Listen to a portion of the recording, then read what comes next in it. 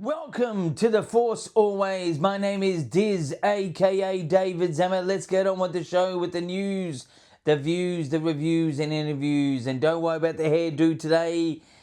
Something strange is going on. But anyway, let's get into the news. Box office update for The Mandalorian and Grogu.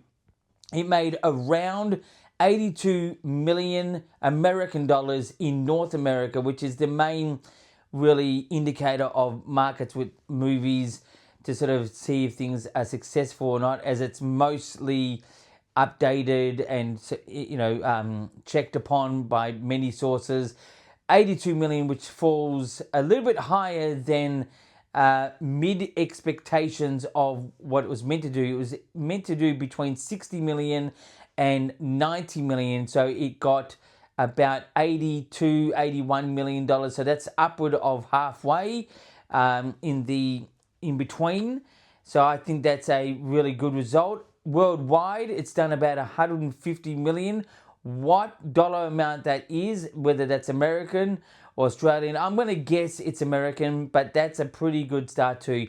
Now, the only reason why Mandalorian and Grogu didn't do 100 million as first reported apparently is because the weekend is only counting the actual weekend days off, not the actual Memorial public holiday that America has experienced this last weekend. So that 4-day weekend is not counted as the opening weekend for Mandalorian Grogu, but the opening day, I think, did somewhere between 12 and 15 million dollars, something like that, American. So that's good. Now, that is the news. It's not always about how much things make in money, but it does keep things alive, as this is show business, not show friends, as a famous YouTuber says, and I believe in that completely. I understand that, but anyway, that's the news for that particular segment. Some more news. No update with Star Wars Celebration as yet. Believe me, I will stick on this. No update as yet. To more news, I will be doing later on the show in the review section a review on reviewers about The Mandalorian and Grogu. Just some sort of interesting points. And also to other news, the next big film for Star Wars, Starfighter, which is coming out in May 2027.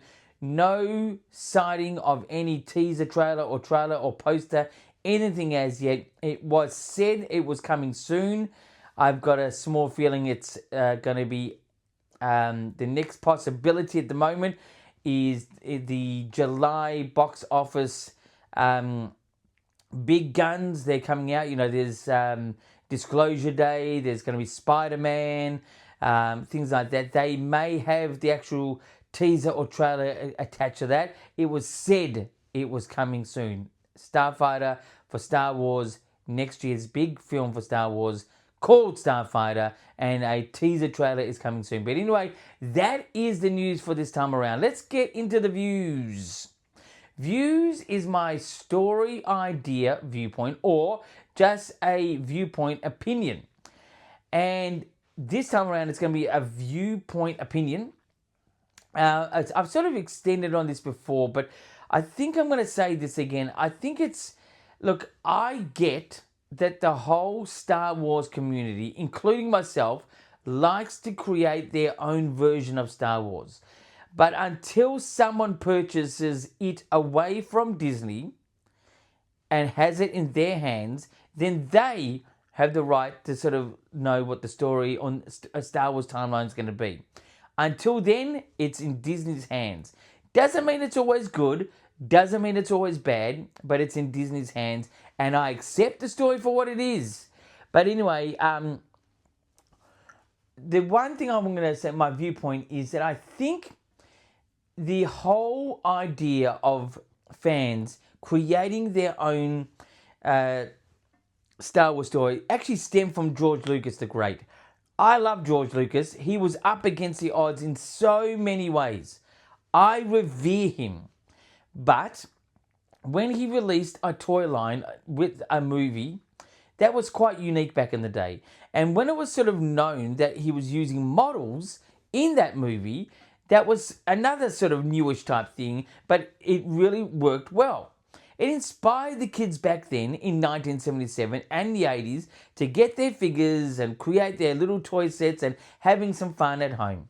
Then it extended to, well, let's, make a movie out of this using our VHS video camera and putting something together. And from that, it's extended to this day where we've got YouTube, the internet, everything like that, and where people have now, instead of creating their own movies, besides the AI movies at the moment, really just vent on their story ideas that extended from George Lucas. It was sort of like shooting yourself in the foot because everyone has an opinion of how it should be. Here's how it should be. Accept the story for what it is. If you don't like it, buy it from Disney. I would say they would be selling it for roughly minimum $6 billion American. You buy it and I'll accept that story for what it is too. The only way I won't accept a story, just for the record, is if it gets rebooted.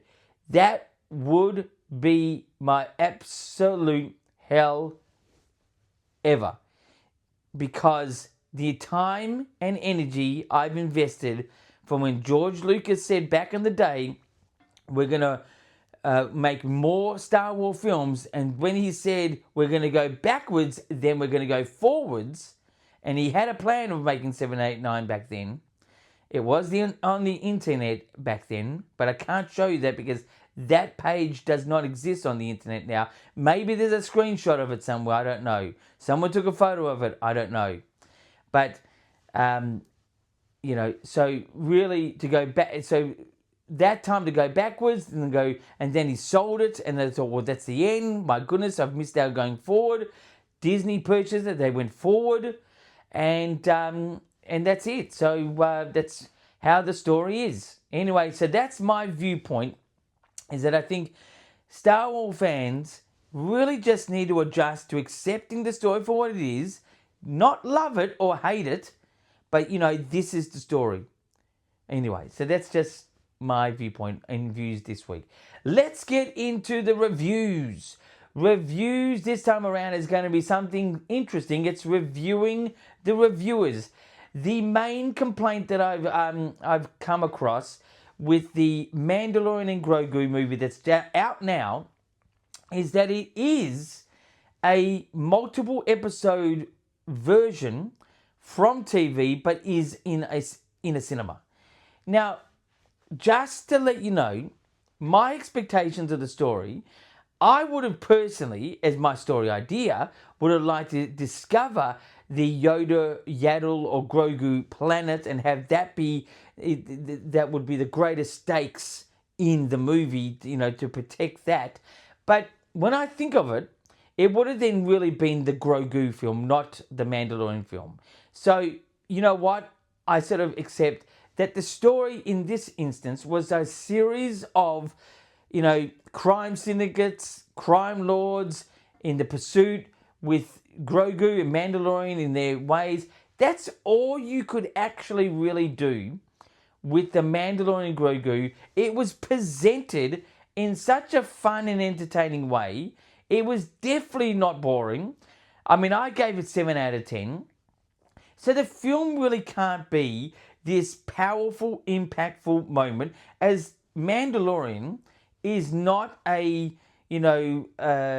godly figure. He's just a very strong individual. Grogu, I think, is just a little bit young to really manifest his greatness. So I think at the moment that's the story. The reviewers who have said that this is just a glorified TV series made for the big screen, I accept your review. It's your opinion, but I do think that that's the best story that can be given.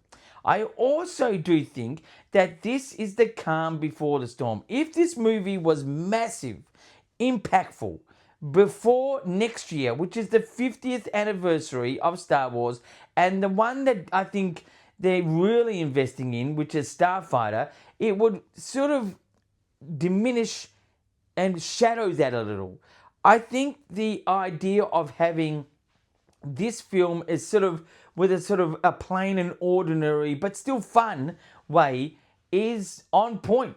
Anyway, so the reviewers, my review of the reviewers, I can't really give an out of 10 rating because it's everyone's opinion of Star Wars, Mandalorian, Grogu, whatever. It's their opinion. I accept their opinion.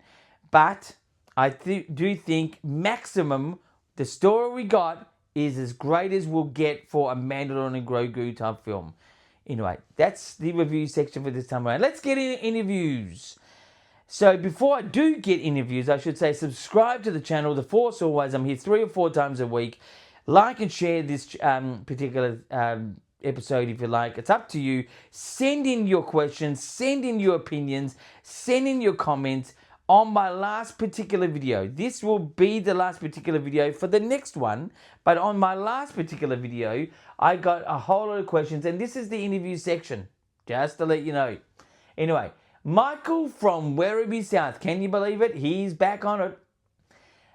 He has written, I am curious, what is everyone's opinion on the current state of Star Wars and why? Michael, I think you've asked this question before, but I'm going to answer it again. I can't answer what everyone's opinion is, but generally there is a lull in feeling of Star Wars, and that is within the Star Wars community.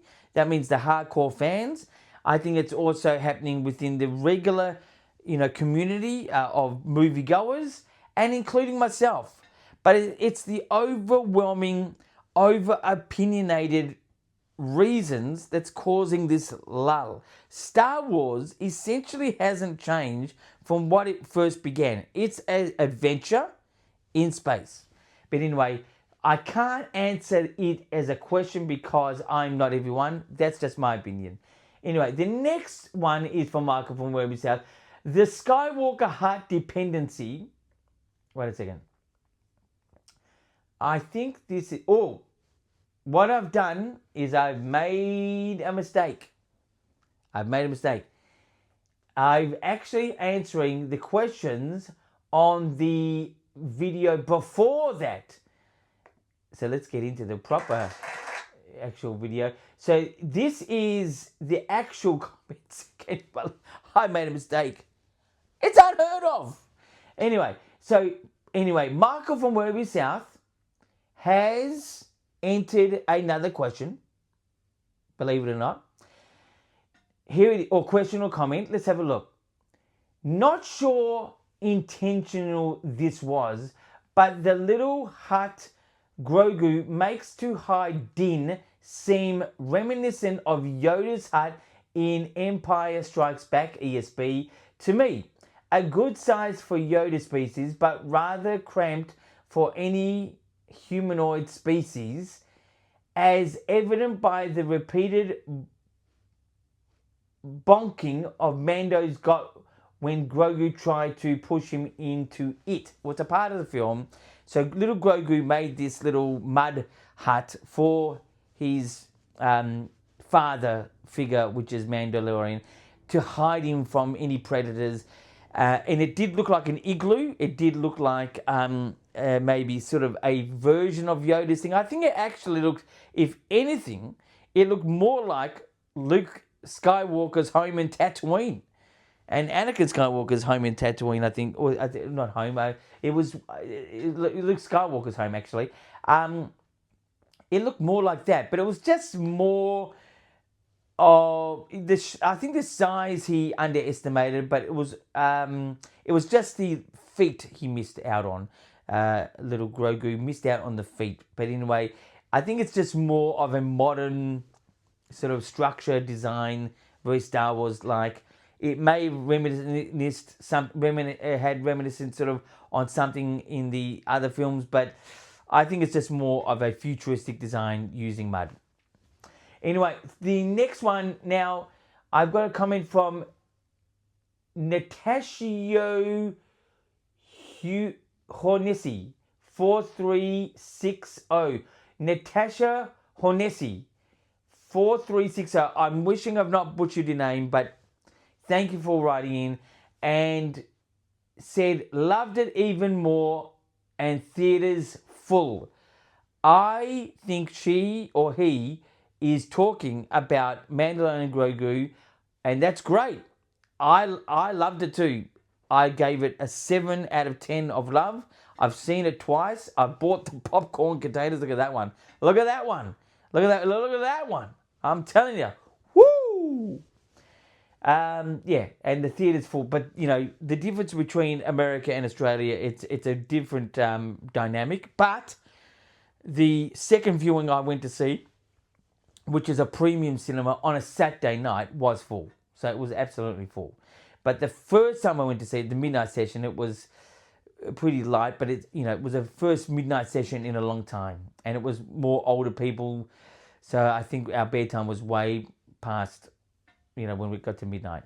Anyway, so the next one, Michael from Werribee South has written, it's now pretty clear that the goal for Mando and Grogu was to create a middle tier movie model for Star Wars so that every movie isn't a referendum on the franchise or to be a weather test on the future. Modest budget, turn a profit, makes families happy. This will allow for genre variety, smaller stories, character arcs, and less pressure, less risk averse, and possibly more creativity.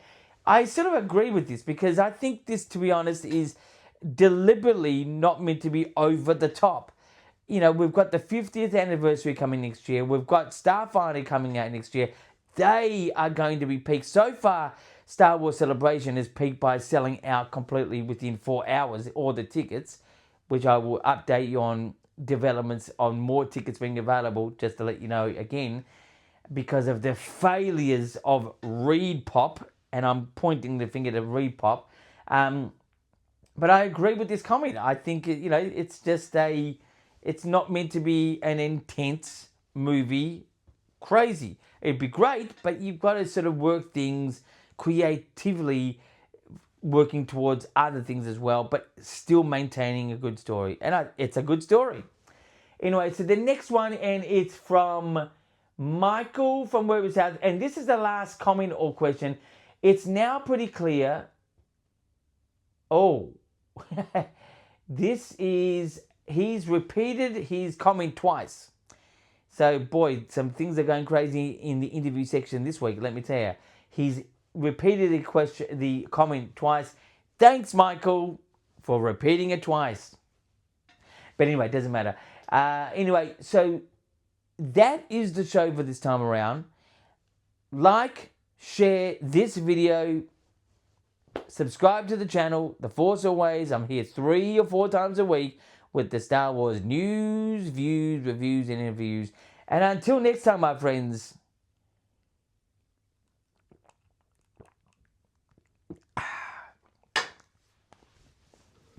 keep rocking.